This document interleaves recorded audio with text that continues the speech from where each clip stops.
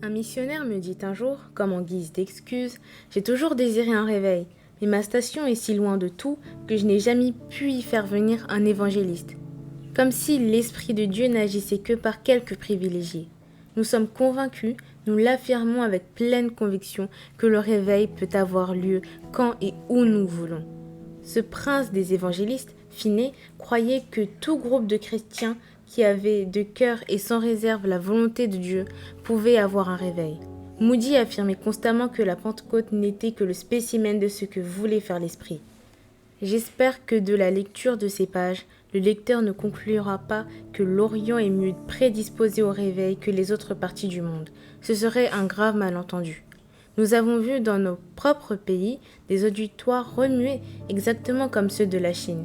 Il est vrai que cela prend généralement plus de temps, mais qu'il y faille un jour ou une quinzaine, le principe est le même. N'importe quel groupe de chrétiens qui le désire peut recevoir la pleine bénédiction de la Pentecôte. En lisant la parole de Dieu, il nous semble inconcevable que le Saint-Esprit veuille retarder son œuvre d'un jour. Nous pouvons être sûrs que, quand il ne peut pas déployer sa puissance, c'est toujours parce que l'homme n'a ni foi, ni obéissance voulue. Si Dieu, le Saint-Esprit, ne glorifie pas Jésus dans le monde aujourd'hui, c'est comme à la Pentecôte. C'est nous qui sommes à blâmer. Après tout, qu'est-ce que le réveil, sinon l'Esprit de Dieu possédant absolument notre vie? Le réveil est donc toujours possible, quand l'homme se donne entièrement à Dieu.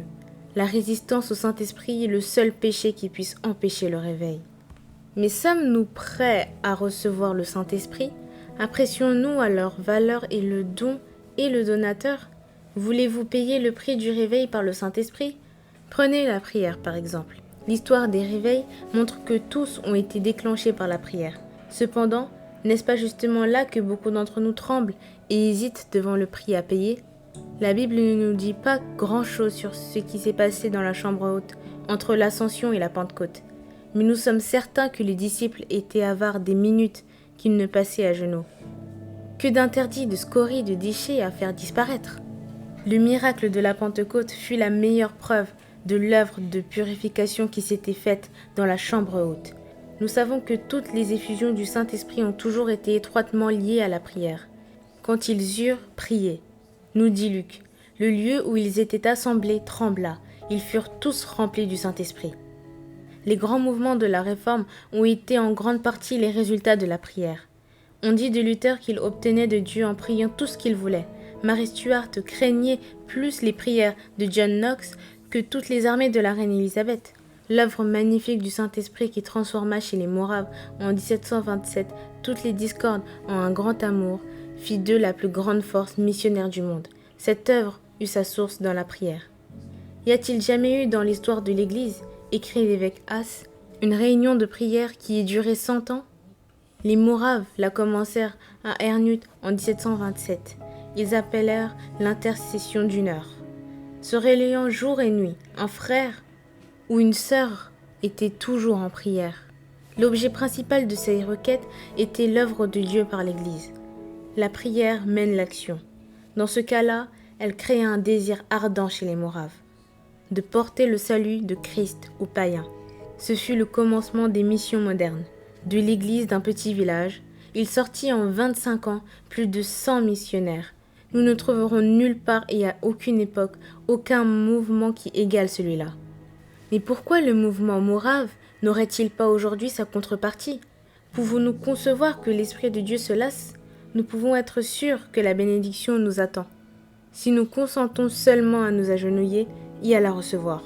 Le trait le plus saillant du réveil wesleyen, ce fut l'accent que ses chefs mirent sur la prière. Leur habitude était de prier chaque matin de 4 à 5 heures et de 5 à 6 heures le soir. De grands croyants, William Bramwell par exemple, passait la moitié de la nuit en prière, puis parcourait une région brûlant comme une flamme de feu. Si seulement les milliers de méthodistes d'aujourd'hui donnaient à la prière la valeur que lui donnaient leurs grands ancêtres, quel miracle ne se produirait-il pas? Finney comptait plus pour produire le réveil sur les prières de Nash et Clary que sur sa propre irrésistible logique. Nous sommes si habitués à l'état laodicéen de l'Église que l'influence toute puissante de la prière, au temps de Finney, nous stupéfie. Pensez un peu. 40 pasteurs et missionnaires furent appelés par Dieu, y envoyé dans son chant comme résultat des prières faites pendant un réveil dans l'école supérieure de Rochester. En 1857, Finney voyait 50 000 âmes par semaine se décider à se donner à Dieu. Dans beaucoup de villes, on ne trouvait pas d'assez grandes salles pour y tenir les réunions de prière. Ce fut alors que commença celle de Fulton Street, à New York, dans une salle annexe d'une église. En quelques semaines, l'église elle-même était devenue trop petite et le surplus des auditeurs remplit d'autres églises voisines. En 1858, Spurgeon réunit sa grande congrégation et lui dit « L'Esprit de Dieu sauve en ce moment des multitudes d'âmes aux États-Unis. Comme Dieu ne fait exception de personne, nous allons lui demander les mêmes bénédictions ici. » La réponse, ce fut le réveil de 1859. M. Moody assure-t-on n'acceptait pas d'invitation à tenir une série de réunions sans faire promettre qu'elle serait préparée par la prière. Au sud du pays de Galles, peu avant le grand réveil de 1904, 300 réunions de prière avaient été fondées. En fait, le pays de Galles tout entier devint comme une immense réunion de prière. Le résultat fut qu'en 2 mois, 70 000 âmes s'étaient tournées vers Dieu. À Calcutta en 1902, 2 missionnaires avaient entendu le docteur Torrey parler sur la prière. Elles furent si frappées qu'en rentrant auprès de leurs paroissiens à Cassa, leur grand sujet fut la prière. Le résultat ne se fit pas attendre. Au printemps 1905, les Cassiens priaient tous. Le réveil était inévitable. En quelques mois, 8000 convertis furent ajoutés à l'église dans cette partie de l'Inde. Dans un de nos premiers chapitres, nous avons raconté comment le grand réveil en Corée en 1907 fut le fruit de la prière. Nous sommes convaincus aussi que l'origine de tous les réveils dont nous avons été témoins en Chine fut la prière. Après une série de réunions spécialement émouvantes, un missionnaire me dit « Si le Seigneur a tant accordé à nos prières, quoiqu'elles aient été si peu nombreuses, que n'aurions-nous pas obtenu si nous avions prié davantage ?» Quel est le secret du réveil ? Demandait-on à un grand évangéliste. Il n'y en a pas, répondit-il. Il vient toujours en réponse à la prière. Nous affirmons aussi que nous ne pouvons pas compter sur un réveil général, encerclant le globe entier par le Saint-Esprit, à moins de revenir tout d'abord à la Bible. Les doutes émis sur la parole de Dieu déshonorent absolument son auteur.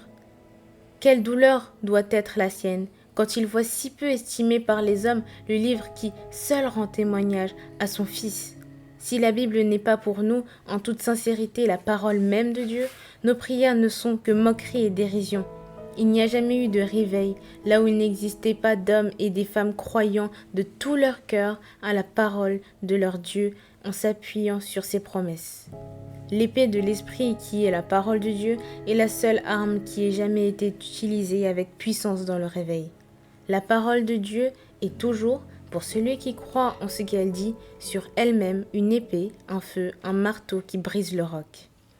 Dès que Luther eut traduit la Bible en allemand, l'Allemagne fut perdue pour Rome. Moody n'avait pas beaucoup d'instructions, mais il connaissait la Bible. Et il est certain que le monde n'a jamais connu et ne connaîtra peut-être jamais son égal comme gagneur d'âme. Lorsque j'étais étudiant à Toronto, ma seule arme dans les prisons et les bas-fonds que je visitais était la Bible. En Chine, j'ai souvent fait 35 à 40 allocutions par semaine, qui n'étaient, somme toute, que des paraphrases de la parole de Dieu. Je puis affirmer que pendant mes 41 ans de ministère, je ne me suis jamais adressé à un auditoire de Chinois sans avoir la Bible ouverte devant moi. Cela me permettait d'affirmer « Ainsi dit l'Éternel ».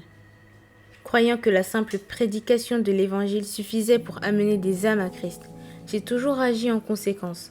Je n'ai jamais été déçu. Mon collègue chinois, un des hommes les plus consacrés que j'ai jamais connus, fut sauvé d'une vie de péché et de vice sur la première allocution, sur l'Évangile, qu'il m'entendit prononcer. Ce que je regrette le plus, en atteignant mes 70 ans, c'est de ne pas avoir consacré plus de temps à l'étude de la Bible. Cependant, en moins de 19 ans, j'ai lu tout le Nouveau Testament chinois 50 fois. Cet éminent professeur de la Bible, le Dr Campbell Morgan, déclare qu'il n'a jamais osé prophéter sur un livre de la Bible avant de l'avoir lu au moins 50 fois. Il y a quelques années, un monsieur qui était à la convention de Keswick y prit un tel amour pour la Bible qu'il l'a lu ensuite 12 fois en 3 ans. Vous pensez peut-être que c'était un homme de loisirs? Nullement. C'était un ouvrier qui partait chaque matin à 5h30 pour son usine. La Bible n'était pas aussi négligée qu'aujourd'hui. Quand les grands réveils de 1857-59 éclatèrent en Grande-Bretagne et aux États-Unis, elles n'étaient pas si abandonnées au temps de Moody. Les lettrés chinois sous la dynastie Mandchoue devaient savoir par cœur leurs grands classiques. Comment les lettrés des pays soi-disant chrétiens traitent-ils le plus grand des classiques ? Il est tragique de voir combien peu les représentants du Seigneur Jésus en Chine connaissent sa parole. Il y a 30 ans, l'idéal d'un missionnaire était de connaître assez sa Bible pour ne pas avoir besoin de transporter avec lui sa concordance. L'indifférence pour la parole de Dieu que professent actuellement beaucoup de missionnaires viendra-t-elle de ce qu'ils ont découvert un meilleur moyen de répondre aux besoins spirituels d'un monde pécheur ? Enfin, la grande raison du réveil doit être le désir d'exalter dans nos cœurs Jésus-Christ comme roi des rois et seigneur des seigneurs. Le Christ est semblable au mont Everest, qui domine l'immense plaine. Si nous voulons qu'il habite en nous, il faut qu'il prenne toute la place. Toute idole doit être détruite. Isaac, le bien-aimé, doit être placé sur l'autel. Il faut refuser au moins jusqu'à la moindre satisfaction. C'est alors seulement que nous pourrons voir s'ouvrir devant nous les plus vastes horizons. On raconte que Mahmoud, le grand conquérant mahométan, détruisit au fur et à mesure de ses victoires dans le nord de l'Inde toutes les idoles qu'il rencontrait sur son chemin. Il arriva dans la ville de Gujarat, qui contenait une idole vénérée tout spécialement par les habitants. Les notables vinrent trouver le vainqueur et le supplièrent d'épargner au moins ce dieu-là. Il lui abandonnait tous les autres. Si Mahmoud détruisait celui-là, il préférait mourir. Ils plaidèrent leur cause avec une telle intensité que pendant un instant, le cœur du général fléchit. Il ne lui semblait pas trop cruel de priver ces pauvres gens de ce qu'ils aimaient mieux que la vie. Mais il se souvint qu'il avait fait serment de détruire toutes les idoles. La volonté d'Allah était absolue. Il se fit apporter un marteau et d'un coup terrible fendit l'idole en deux. À sa stupéfaction, il en sortit tout un flot de bijoux et de pierres précieuses. Les habitants de la ville en avaient fait une cachette, et ils espéraient que le vainqueur, en leur laissant l'idole, leur permettrait à son insu de sauver leur richesse. Voyez la perte qu'aurait subie le vainqueur, s'il l'avait épargné. Y eut-il jamais une occasion pareille à celle qu'il fut donnée aux conducteurs spirituels de nos églises, à la conférence d'Édimbourg en 1910, d'abandonner leurs idoles ecclésiastiques et d'entrer en contact avec les richesses insondables du Christ ? Il n'y a jamais eu dans les temps modernes une réunion ecclésiastique qui ait suscité plus d'espoir. Des leaders religieux étaient venus de toutes les parties du monde. Plusieurs espéraient qu'une ère nouvelle allait s'ouvrir pour les missions. Le sujet du dernier jour était la base de l'arrière. Ce sujet faisait naître la vision de magnifiques possibilités. Les églises des pays chrétiens fortifiés par le Saint-Esprit allaient envoyer des hommes qualifiés comme Paul et Barnabas avec de telles énormes ressources en argent et en vocation. Le monde allait être évangélisé au cours d'une génération. Hélas, ce n'était qu'un rêve. Je n'ai jamais éprouvé une plus vive déception que ce jour-là. De tous ceux qui parlèrent à cette grande réunion, 3 seulement mirent l'accent sur le Saint-Esprit comme étant le grand facteur de l'évangélisation du monde.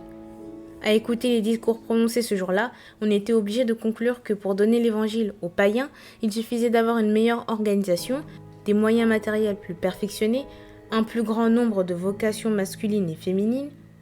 Il y avait pourtant des symptômes de cette assemblée qui faisaient prévoir que quelques étincelles de plus aurait suffi pour produire une explosion. Mais non. Il en aurait trop coûté de mettre à bas l'idole ecclésiastique. Frères, l'Esprit de Dieu est toujours avec nous. La Pentecôte est à notre portée. Si le réveil nous est refusé, c'est qu'une idole est encore adorée en cachette. C'est que nous mettons notre confiance dans les plans humains. Nous nous refusons à croire cette vérité immuable. Ce n'est ni par la puissance, ni par la force, mais c'est par mon esprit, dit l'Éternel des armées.